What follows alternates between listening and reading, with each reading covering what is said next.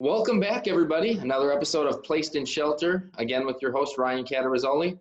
As always, I appreciate everybody attending. I enjoy your support in this. If you are catching this on YouTube, remember you can hit the link in the description at 3 p.m. Central Time, Monday through Friday. If you'd like to join in on the conversation as well as ask questions, send us memes, topics, anything you'd like to hear us talk about. That email address is placedinshelter@gmail.com. And we are going to start off today's episode, but before that, I do have a bit of an update on the old Malibu and what happened with the deer. So the body shop called, and it's not officially totaled yet, but I did get a picture of it. So that's what a deer does at 70 miles an hour. It's actually not as bad as I thought it was going to be. They have to wait for the approval from State Farm to actually dig inside of it. So they've given them a rough estimate, but it looks like they might actually repair it, so it might save me a trip to the car dealership. So there's the update that I have for you. But moving forward, today's topic is kind of a cool one. I like to call it functional beauty. So nowadays you see a lot of open settings, open kitchens where you can see where your food is being prepared. This is a way that gives you what I'm calling functional beauty. It can go with the decor. It can fit alongside any kind of theme that you're going along with. We've got several different colors and shapes and sizes. So this is really the best option when you have an open kitchen setting and you really want that look and that aesthetically pleasing feel to go with the customer. So the best option is decorative lamps, and here's the reason why. We've touched on a few of them in the brief introduction, but number one, you got the look / the style, the color, it matches your decor, all of those topics fall in place. Number two, it's not blocking or impeding the view into the kitchen. You don't have to have an ugly, forgive me stainless companies, an ugly stainless overshelf being placed directly between the customer and the kitchen. We also have retractable options. So when you talk about completely removing any kind of blocking or anything like that, you can completely retract that up, and now you have a wide open area and you only bring them down when needed. So let's talk about a few of the success guide / common mistakes that people make with our DL lamps. So decorative lamps should not be holding food. That's not what it's intended for at all. Now, when paired with base heat and some other customizations that you can do in terms of fabrication, you can get longer hold times. Decorative lamps are measured in overall length. They are not measured by the stem. They're not measured by the shade. It is the overall length from the ceiling to where it needs to be to give you that best target area, okay? And then last but not least, when specifying or quoting, for example, a consultant specifies a heated lamp, but they don't specify the overall length, and you need to give a quote for that to be bid. Always go with the longest available length. That way you don't have to go back to the customer or end user and increase the price because we spec'd a 40-inch overall length versus a 60, or vice versa. So always go high, so that way the number will come down when you get the actual overall length. Retractable units.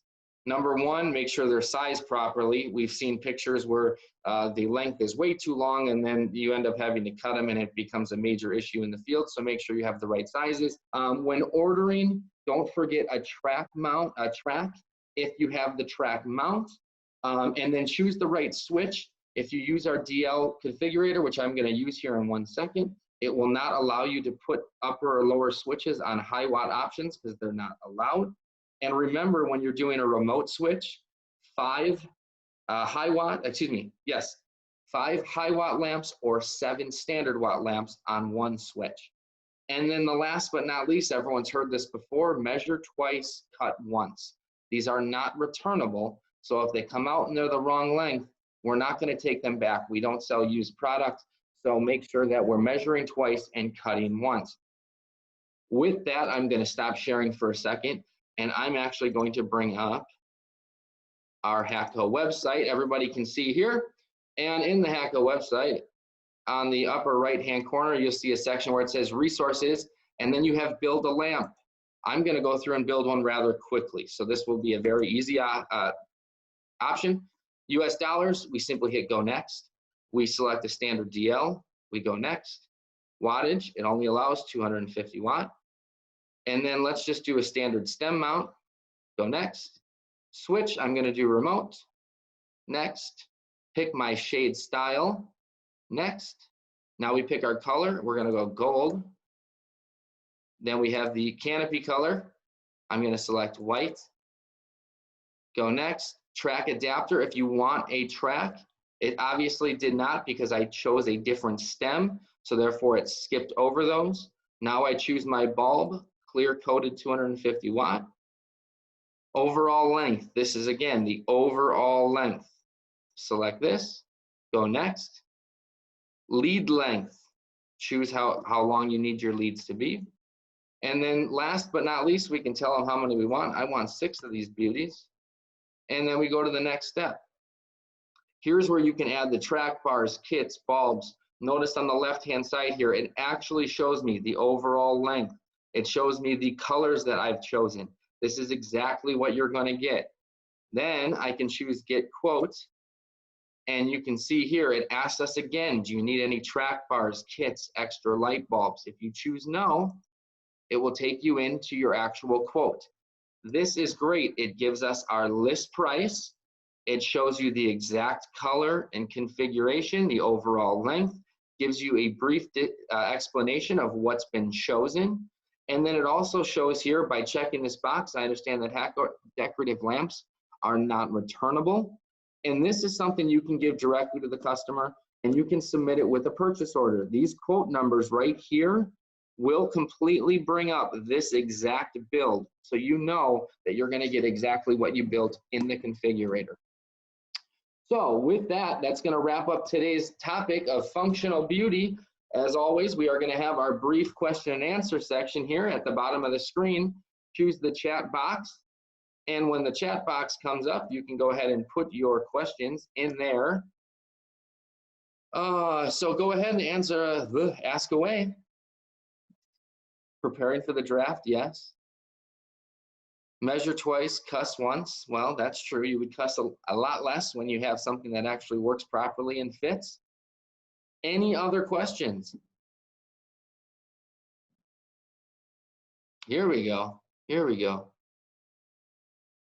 Can you please review the canopy portion of it? So the canopy is what they're calling the very top portion that's connected to the top of the ceiling. The shade will be the actual shade style that is on the lamp itself.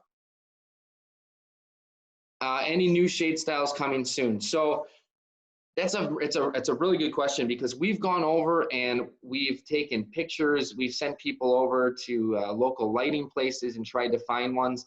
The problem that we run into is that whatever we pick is going to be inevitably wrong.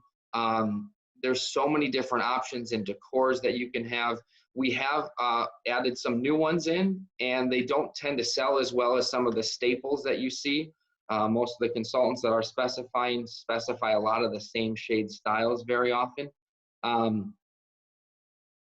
I know we had a project, Dan Frigo was heading it up. I believe we narrowed it down to a couple after, several surveys from us regionals, customer service. We sent it out to almost the whole company, so we got a good take on what people liked. Last I heard, we were presenting it to some of our dealers and consultant community. And then from there, it's kind of been sitting on the back burner. There's a lot of stuff coming around right now. You know, the cashier shields, the locker systems, the heated shelves, the GRS2G has been really, really popular. So those have taken priority over different styles of DL. But we're always looking at them. So great question. Will the Bengals take Joe B or Tua with the #1 overall pick? I am completely against taking a quarterback #1 overall. I think it's a surefire way to set that quarterback up for failure. Very few of them in the history of the league can go #1 and actually be good. I think you need to set up your offense and defense before you put a quarterback in harm's way. But, you know, that's just me, and I sell toasters. So you're going to make deer jerky using Hatco equipment. Unfortunately not. The deer has been long since taken away. We don't have the deer anymore. The wife's doing good. She's at work right now, so she went back to work. Like I said, a little sore the first night, but other than that, pretty good. Feel like the #1 mistake is the overall length, not the cord length. Yes, Chris, that is 100% correct. Overall length, not cord length. Katie just in customer service has just seconded that. It is the overall length, not the cord length. Roger's number 24. How long is the retractable cord at its shortest length? That is a great question, and I had this not that long ago. Katie, if you're here, if you know that one off the top of your head, otherwise I have to quick pull it up. I don't know it off the top of my head. 33, 32-ish? Well, I tell you what, and for sake of time, if Katie doesn't shoot this out here, when we do post this video live on YouTube, we always, oh, there we go, shortest is 31. Thank you, Katie, 31 inches. And as always, when these do go live on YouTube, we correct any of the mistakes that I make or correct some of my, if I misspeak or something like that. So, how does Mark Pumford feel about Groff being traded and reuniting with Brady? Well, let me tell you, I don't think he can be too happy, but he claims that he's not going to be too worried about the Tampa Bay Buccaneers, but watch out. And with that, let's go into our favorite portion of today. I'm going to go back to sharing my screen for a couple of draft memes. And these were actually sent in by, once again, our very own Charlene Brennis. I don't know where she finds them, but she's got good ones. So you can go ahead and wear these masks. You won't catch anything. Poking a little fun at some of our rivals. And this one will really get a few people going. Apparently, the NFL is debating on having a season without fans in the stadiums. They're reaching out to the Bears for advice on this. I would have thought maybe the Jacksonville Jaguars. I mean, pretty soon they're going to be in London, but nonetheless, I thought it was a good poke at the Bears there. So those are the two that I have for you today. Thank you, everybody, for joining in. Again, your support is very appreciated. On YouTube, if you are watching this, you can catch us live 3 p.m. Central Time, Monday through Friday. You can hit the bell notification. That'll let you know every single time one of our videos goes live. And as always, show us your support by liking, sharing, and subscribing. Thanks, everybody. Have a nice day.